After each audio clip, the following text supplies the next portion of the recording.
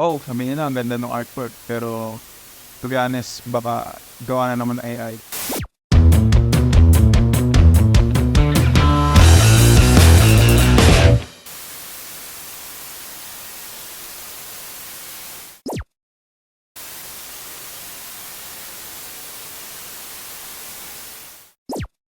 Yung pagkakataon na 'to, for us, sa tingin ko kailangan din natin siya i-take as advantage.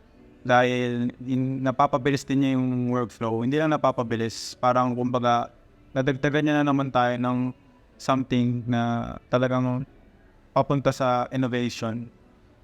Though yun na nga, may mga positives talaga tsaka cons yan.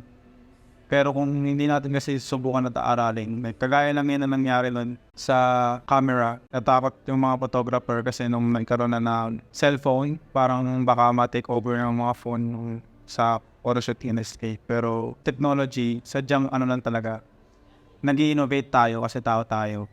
So feel ko, kailangan natin sakyan yung ride eh. Hindi tayo mag-grow kung hindi tayo mag-add ng new features sa life natin.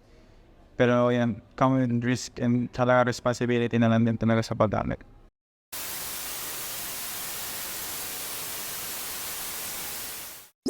Recently, may news about this na there's a university na they would put ChatGPT as parang course or kasi something to learn with. Sa tingin ko, isa siya sa first step na parang pinag-aaralan na yung AI. Dahil na rin sa capabilities nito at siguro pagiging literate rin sa paggamit nito kasi lahat naman is mas maganda kung inaaral imbis na lahat sila ay gagamit lang ng parang walang dahil nga privacy tapos yung responsibility na rin ng paggamit ng mga tools sa ito.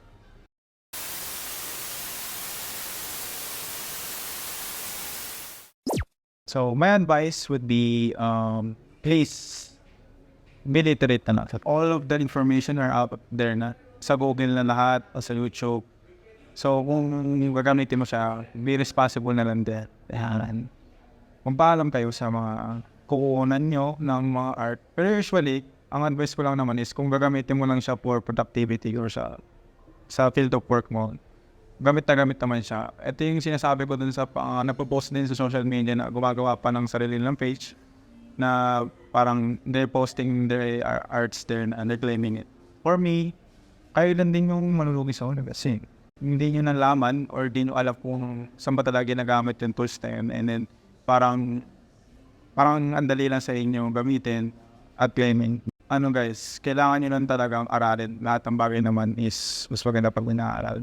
So, kung gagamitin mo nga siya sa corporate, mas maganda kasi matututo ka kung paano na gumamit. Halos lahat ngayon na awareness sa AI din.